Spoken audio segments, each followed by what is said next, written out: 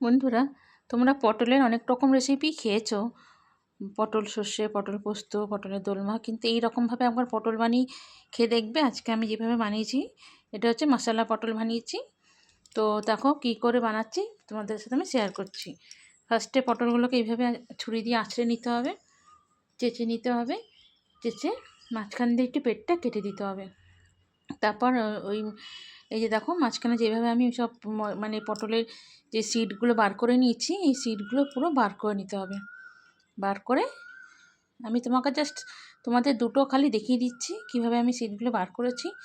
হ্যাঁ, তারপর আমি এই যে দেখো মাঝখানে কেটে একটা ছুরি দিয়ে কাটতে হবে হালকাভাবে, তারপর চামচ দিয়ে সুন্দর করে সিডগুলোর ভিতরে বার করে নিতে হবে। এই সিডগুলোর ভিতরে মানে এই ফাঁকা জায়গায় মশলা ঢোকাবো।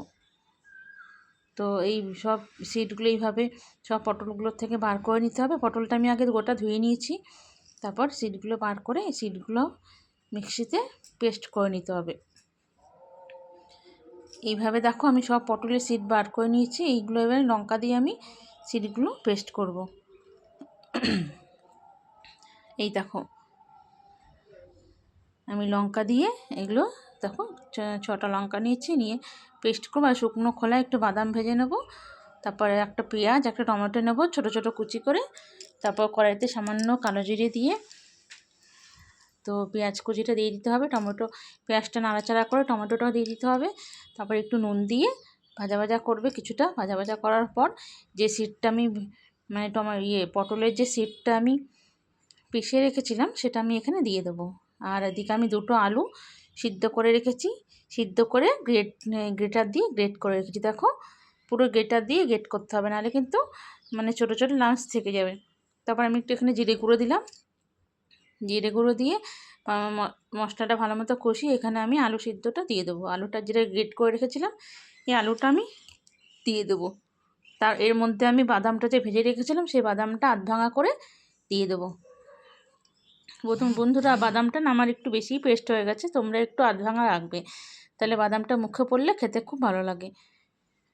এই দেখো বাদামটা আমি দেখো আর একটু তোমরা আধ ভাঙা রাখবে, একটু বেশি পেস্ট হয়ে গেছে। তারপর এইটা এখন কন্টিনিউ একটু নাড়াতে হবে। এখানে একটু আমি যেহেতু মিষ্টিটা দিতে ভুলে গেছি, তো আমি এই জন্য নামিয়ে পরে মিষ্টি এখানে অ্যাড করেছি, চিনি অ্যাড করেছি পরে। এই দেখো আমি নামিয়ে চিনি অ্যাড করেছি, নুনটাও দিয়ে দিয়েছিলাম। তারপর দেখো ঠান্ডা করতে দিয়ে দিয়েছি। এবারে আমি এই পটলগুলোর মধ্যে আমি এগুলো সব মশলাগুলো ঢোকাবো। আস্তে আস্তে চামচ করে ঢোকাতে হবে। ঠান্ডা করার পরে চামচ করে সুন্দর করে একটু ধৈর্য নিয়ে করতে হবে এই সময়টা, নাহলে কিন্তু মুশকিল হয়ে যাবে। তো এইটা একটু ধৈর্য সাপেক্ষে কাজ বন্ধুরা। তো আস্তে আস্তে সময় নিয়ে এটা করতে হবে। তারপর আর কিছুই না, তারপরে এইভাবে সব ঢুকিয়ে উপর দিয়ে মশলা দিয়ে সব পটলগুলো নুন হলুদ দিয়ে সুন্দর করে একটু মশলা ছিটিয়ে পটলগুলো ভাজতে হবে। এটা ডাল দিয়ে মেখে খেতে খুব ভালো লাগে। তো তোমরা ভিডিওটা পুরোটা দেখতে থাকো বন্ধুরা, নাহলে যদি স্কিপ করে যাও তাহলে বুঝতে পারবে না। আর আমার এই রেসিপিটা যদি তোমাদের ভালো লেগে থাকে তোমরা লাইক কমেন্ট শেয়ার করে দিও। আর যদি ইউটিউব থেকে দেখো একটা সাবস্ক্রাইব করে দিও, অনুরোধ রইল।